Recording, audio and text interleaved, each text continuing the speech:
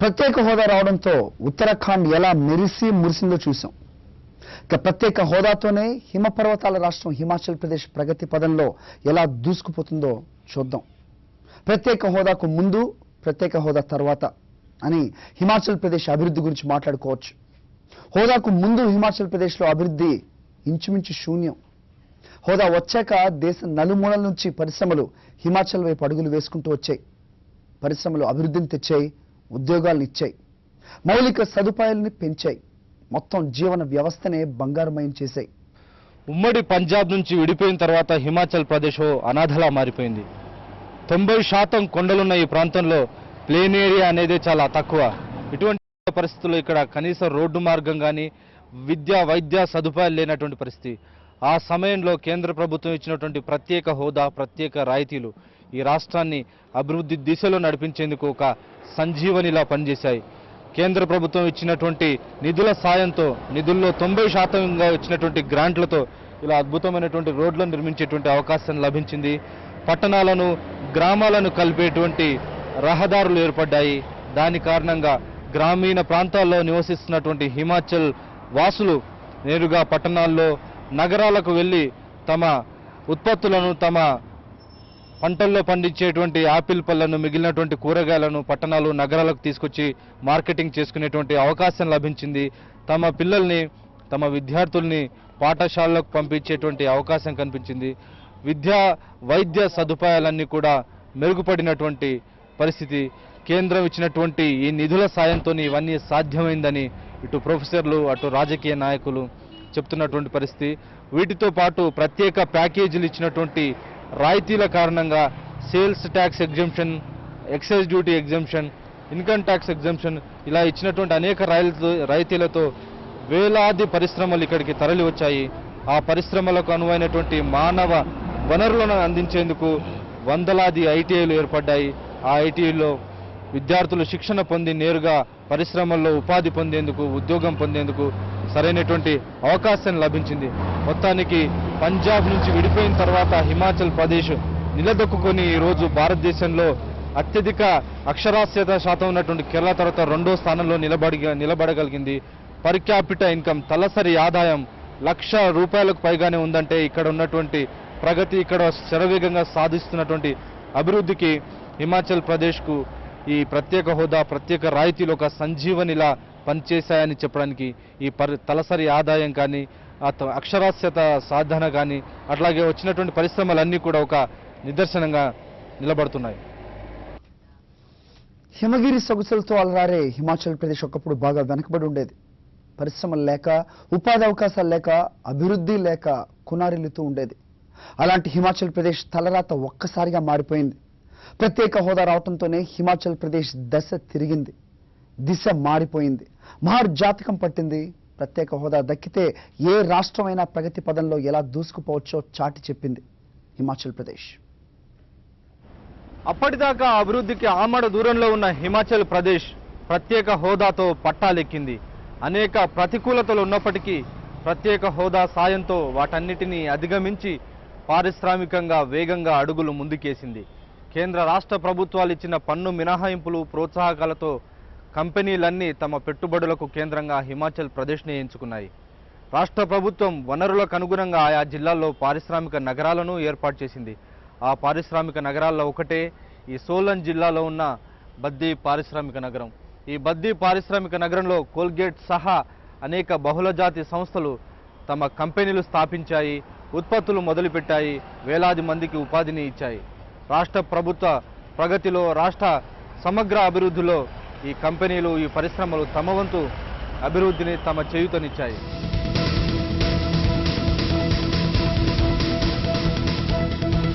హిమాచల్ రాష్ట్ర ప్రగతికి ప్రత్యేక రాష్ట్ర హోదా వెన్నెముకగా నిలబడింది. హోదాతో వచ్చిన నిధులు, గ్రాంట్లతో పర్వత రాష్ట్రంలో భారీ ఎత్తున మౌలిక సదుపాయాల కల్పన జరిగింది. 12, 13వ ఆర్థిక సంఘం సిఫారసులతో రాష్ట్రానికి 36,141 గ్రాంట్ల రూపంలో వచ్చాయి. కేవలం 64 లక్షల జనాభాతో దేశంలో 20వ స్థానంలో ఉన్న హిమాచల్లో కిలోమీటర్ జనసాంద్రత 123గా ఉంది. ఈ జనాభాకు అవసరమైన మౌలిక సదుపాయాలు కల్పించేందుకు ఈ నిధులెంతో ఉపయోగపడ్డాయి.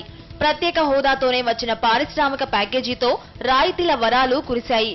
రాయితీల ఆకర్షణతో 60,000 కోట్ల రూపాయల పెట్టుబడులు పెట్టేందుకు పరిశ్రమలు ఒప్పందాలు చేసుకున్నాయి. 6 లక్షల మందికి ఉద్యోగావకాశాలు కల్పిస్తామని ప్రతిపాదించాయి. వాటిల్లో ఇప్పటి వరకు 16,533 కోట్ల రూపాయల పెట్టుబడితో పరిశ్రమలు ప్రారంభం కాగా 3 లక్షల మందికి పైగా ఉద్యోగాలు దొరికాయి. హిమాచల్ ప్రదేశ్ తలసరి ఆదాయంలో జాతీయ సగటును మించి ముందుకు వెళ్లింది. ప్రత్యేక హోదాకు ముందు మానవాభివృద్ధి సూచికలో 8వ ర్యాంకులో ఉన్న హిమాచల్ ప్రస్తుతం 3వ స్థానంలో నిలబడగలిగింది. రాష్ట్రం ఆవిర్భవించిన నాటి నుంచి నేటి వరకు 40,000కు పైగా పరిశ్రమలు ఏర్పాటై హిమాచల్ పారిశ్రామిక రంగంలో దూసుకుపోతోంది. అక్షరాస్యతలో దేశంలోనే 2వ స్థానంలో నిలబడింది.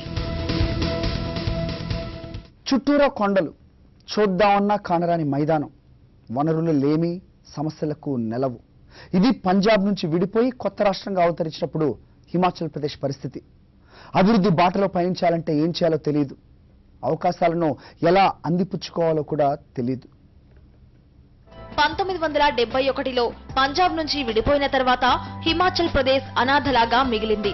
మెజారిటీ భూభాగం కొండలు తప్ప చదునైన నేలలేని రాష్ట్రం అభివృద్ధి పదంలో ముందడుగు వేయడమే గగనమైంది.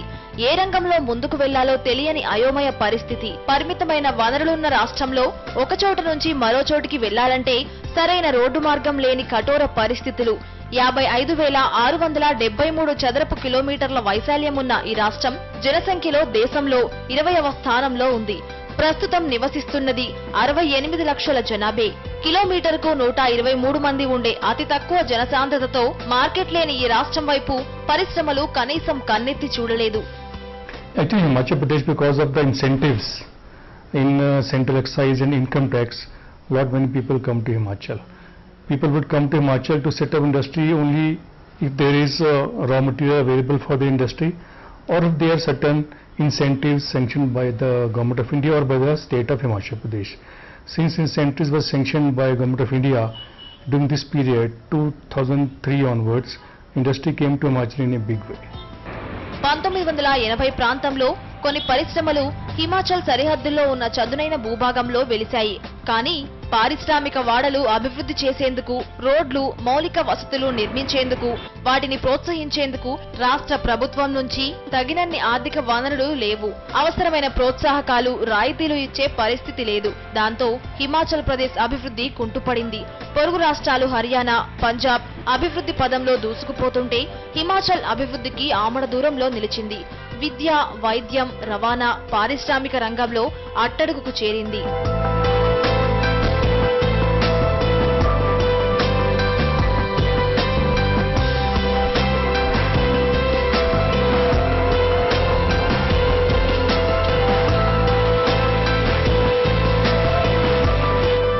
హిమాచల్ ప్రదేశ్ కు ఉన్న భౌగోళిక ఇబ్బందులు, మందగించిన అభివృద్ధిని నాటి ఎన్డీఏ ప్రభుత్వం గమనించింది. 2003 సంవత్సరంలో హిమాచల్, ఉత్తరాఖండ్ కు ప్రత్యేక రాష్ట్ర హోదా కల్పించింది. అప్పటికే ఆ జాబితాలో జమ్మూ కాశ్మీర్, ఈశాన్య రాష్ట్రాలు కలిపి మొత్తం 11 రాష్ట్రాలున్నాయి. ప్రత్యేక హోదా రావడంతో హిమాచల్ ప్రదేశ్ దశాదిశ మారింది. అభివృద్ధిలో అట్టడుగున నిలిచిన పర్వత రాష్ట్రం ప్రత్యేక హోదా ఊతంతో రాకెట్లా దూసుకుపోయింది. ఆర్థిక వనరులు అసలే లేని రాష్ట్రానికి కేంద్రం నిధులు 90% గ్రాంటుగా లభించడం సంజీవనిలాగా పనిచేసింది. 36,000 కోట్లకు పైగా వచ్చిన గ్రాంట్ల నిధులతో భారీ స్థాయిలో మౌలిక సదుపాయాల కల్పనకు ఖర్చు చేశారు. Jammu Kashmir, Himachal Pradesh, Uttarakhand and Sikkim and northeastern states were made as special category states. Yes. We got special dispensation over and above the budgetary allocations, over and above what the planning commission gave. Yes.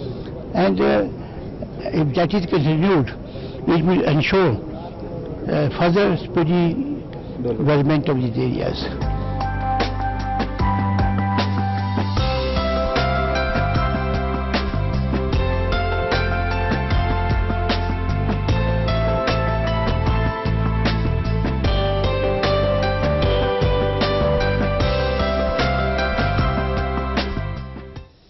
హిమాచల్కు ప్రత్యేక హోదా ప్రకటించగానే రాష్ట్ర ముఖ చిత్రం మారిపోయింది. రాయితీలు, ప్రోత్సాహకాలు వరాలుగా మారాయి. పారిశ్రామికవేత్తలకు హిమాచల్ ప్రదేశ్ భూతల స్వర్గంగా కనిపించింది. పొరుగు రాష్ట్రాల నుంచి పరిశ్రమలు తరలిొచ్చాయి. వేల కోట్ల పెట్టుబడులు పరుగులు పెట్టుకుంటూ వచ్చి చేరాయి. హిమాచల్ ప్రజల జీవితాల్లో వెలుగులు నిండాయి. హిమాచల్ కు ప్రత్యేక హోదా దక్కడంతో పరిశ్రమలకు ప్రత్యేక ప్యాకేజీ లభించింది. 10 ఏళ్ల పాటు ఎక్సైజ్ డ్యూటీ 100% మినహాయింపు, ఆదాయపు పన్ను మినహాయింపులతో పాటు 30 లక్షల రూపాయల వరకు కేంద్ర సబ్సిడీలు అందించింది. రాష్ట్రంలో పెట్టుబడులు పెట్టేందుకు స్పెషల్ ప్యాకేజీ పారిశ్రామికవేత్తలను విశేషంగా ఆకర్షించింది. 2003 వరకు అరకొరగా ఉన్న పారిశ్రామిక రంగానికి స్పెషల్ ప్యాకేజీ టానిక్ లాగా పనిచేసింది. పారిశ్రామికవేత్తలు 59,089 కోట్ల రూపాయల పెట్టుబడులతో కొత్తగా 19,145 పరిశ్రమలు నెలకొల్పేందుకు ముందుకు వచ్చారు. దాని కారణంగా 5,82,717 మందికి ఉపాధి, ఉద్యోగ అవకాశాలు దొరికే పరిస్థితులు ఏర్పడ్డాయి. ఈ ఒప్పందాల్లో ఇప్పటిదాకా 16,533 కోట్ల రూపాయలతో 10,789 పరిశ్రమలు ప్రారంభమయ్యాయి. ఈ కంపెనీలో 1,32,356 మందికి ఉద్యోగాలు దొరికాయి. మరో 1,00,000 మందికి పరోక్షంగా ఉపాధి లభించింది. We have today about 40,000 small scale enterprises and about 137 large scale enterprises according to the new revised definition.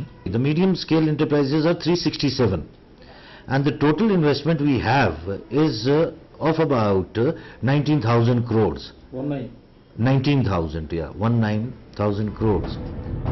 రాష్ట్రంలో ఇప్పుడు స్టేట్ ఆఫ్ ఆర్ట్ సౌకర్యాలతో పారిశ్రామిక వాడలను నిర్మిస్తున్నారు. బద్దీ బరోటీవాలా నాలాగర్, కాంగ్రా, ఉనా, పాంతా సాహెబ్ తదితర ప్రాంతాల్లో ప్రత్యేకమైన పారిశ్రామిక వాడలను సిద్ధం చేసి భూమి, నీరు, విద్యుత్, రోడ్లు, ఎఫ్లూయెంట్ ప్లాంట్లను నిర్మించింది. ఈ ఆధునిక వసతులను అందుబాటులోకి తీసుకువచ్చి పరిశ్రమలను ఆకర్షించేందుకు అన్ని ప్రయత్నాలు చేస్తున్నారు. Himachal has done wonderfully, very well, because Government of India has helped Himachal in taking new projects, whether it is hydroelectric projects or building infrastructure in the far-flung tribal areas like Kinnaur, Lahaul Spiti, Pangi, Bharmor, and that way connecting the life of the people, touching the life of the common masses in terms of giving them better road facility, better infrastructure, in terms of providing educations to every child, providing health care to people from rural areas. So definitely these incentives have helped, because Himachal, being a small state, is not having that much resources, its own resources. So their dependence on the central government was quite large, and it has really benefited the Himachal government, Himachal as well as its people, వ్యవసాయ ఆధారిత పరిశ్రమలను ప్రోత్సహించడంపై అధికంగా దృష్టి సారిస్తున్నామని గెలిరియో అంటున్నారు. ఈ దిశలో special category మాకు plus point గా ఉండటంతో కలిసొస్తుందంటున్నారు.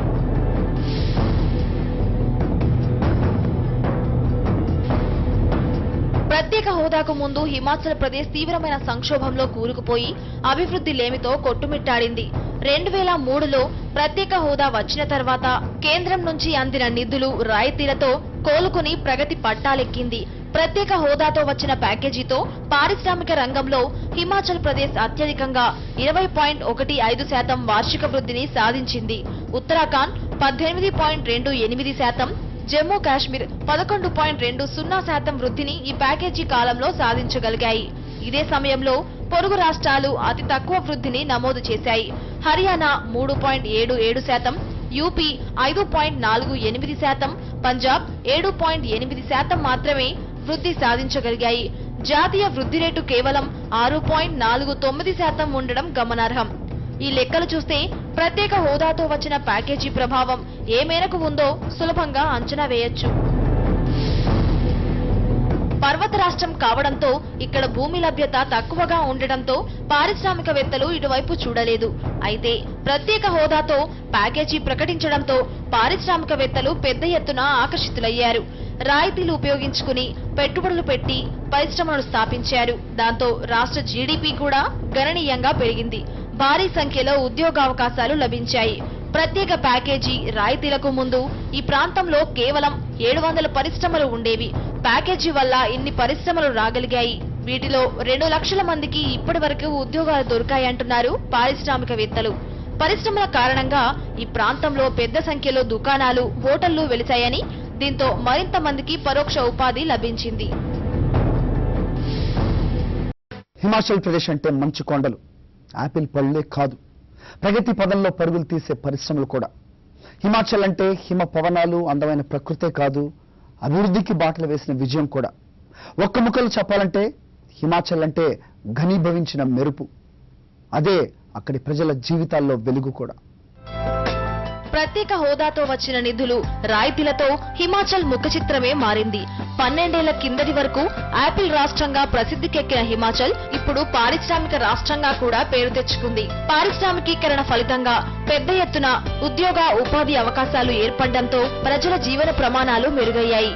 హిమాచలీయుల సగటు తలసరి ఆదాయం 1,04,943 రూపాయలతో జాతీయ సగటు 88,538ని మించిపోవడం దీనికి ఒక నిదర్శనంగా నిలబడింది. ఇక స్థూల జాతీయోత్పత్తి 95,587 కోట్ల రూపాయలతో ఏడాదికేడాది వృద్ధి చెందుతోంది. ప్రత్యేక హోదాకు ముందు మానవాభివృద్ధిలో 8వ స్థానంలో నిలబడిన హిమాచల్ ఆ తర్వాత జరిగిన అభివృద్ధితో 3వ స్థానానికి ఎగవాకింది. Our state is geographically hilly state, but despite that, we have brought in some special incentives, special attractions to the people. We are providing lands on some cheaper rates after providing all the infrastructure facilities to the industries. So all these things, these are the reasons, these are the factors which are attracting the industries from other states of the country. And then the very important aspect is also that the climatic conditions, they are very suitable here. So climate is very congenial and very favorable for setting up like IT industries, agro-based industries, pharma-based industries.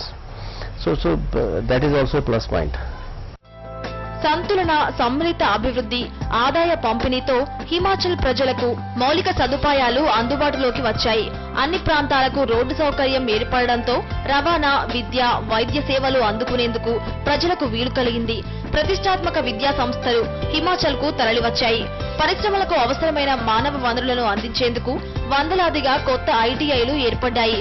కొండ ప్రాంతాల్లో నివసించే వారికి ఏ రాత్రైనా ఆసుపత్రికి వెళ్లేందుకు అవసరమైన ఏర్పాట్లు జరిగాయి. After 2003, roughly 19,145 industrial units they have been set up in the state. It has been proposed that they are going to be started in our Himi state, and a sort of investment of about 59,809 crore it will be there in these industries. That's a plus point. And till now, out of 19,145 industrial units, 10,789 industrial units they have been already been set up. And as when the industries come, automatically along with the industry, the prosperity also comes, employment also increases, and when the employment increases, naturally the per capita income increases, and the people quality of life, that's quite important when we talk about the development of any state. That also increases. That's also the plus point in Himachal Pradesh. వైద్య సదుపాయాలు అందుబాటులోకి రావడంతో మాతా శిశు మరణాలు తగ్గాయి. పిల్లలందరికీ టీకాలు వేయించగలిగారు. మధ్యలో బడిమాని వేసే విద్యార్థుల సంఖ్య పూర్తిగా తగ్గింది. అక్షరాస్యతలో కేరళ తర్వాత హిమాచల్ ప్రదేశ్ 2వ స్థానంలో నిలబడగలిగింది.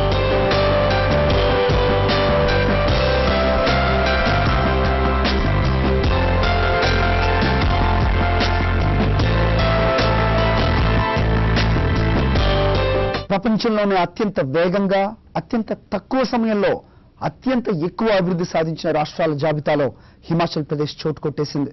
అంతేకాదు, హిమాచల్ అభివృద్ధిని అదే పనిగా పొగిడి ప్రపంచ బ్యాంకే తెగ మురిసిపోయింది. అభివృద్ధి అంటే హిమాచల్ చూసి నేర్చుకోండియా అని ప్రపంచ బ్యాంక్ నివేదిక సూచనలు కూడా చెప్తోంది. ఇప్పుడు ఈ విజయం అనుకున్న అదృశ్య శక్తి ఇంకెంతో కాదు, ప్రత్యేక హోదాయే. స్కేలింగ్ ది హైట్స్ అనే పేరుతో వరల్డ్ బ్యాంక్ తాజాగా ఇచ్చిన నివేదికలో హిమాచల్ అభివృద్ధిని ప్రశంసించింది.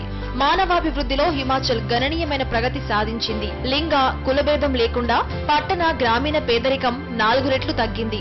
1993లో 36.8% పేదరికం ఉన్న హిమాచల్ ప్రదేశ్ లో ప్రస్తుతం 8.5%కి పేదరికం తగ్గడం విశేషం. దేశంలోని ఏ రాష్ట్రంలో కూడా ఈ స్థాయిలో పేదరిక నిర్మూలన జరగలేదని వరల్డ్ బ్యాంక్ నివేదిక పేర్కొంది. ఈ పేదరిక నిర్మూలన 4 రెట్లు తగ్గడానికి రాష్ట్రంలో పారిశ్రామికీకరణ, ప్రత్యేక హోదాయే కారణమన్నది నిర్వివాదాంశం. ఆర్థిక వృద్ధిని, మానవాభివృద్ధిని సమతులంగా సాధించడంతో పాటు పర్యావరణానికి హాని కలగకుండా పారిశ్రామికీకరణ జరగడం మరొక రికార్డు. హిమాచల్ మహిళల్లో ఉపాధి శాతం జాతీయ సగటు 27% మించి రికార్డు స్థాయిలో 63% ఉండడం విశేషం. ఈ జాబితాలో తొలి స్థానం సిక్కింది కాగా, రెండో స్థానం హిమాచల్ మహిళలే ఆక్రమిస్తున్నారు. దాంతో కుటుంబాలన్నీ ఆర్థికంగా బలపడ్డాయి. మాతా శిశు మరణాల సంఖ్య గణనీయంగా తగ్గింది. ఉపాధి, ఉద్యోగావకాశాలు పెరగడంతో హిమాచలీయుల జీవన ప్రమాణాలు మెరుగై సగటు వ్యక్తి జీవించే వయసు 3.4 సంవత్సరాలు పెరిగింది.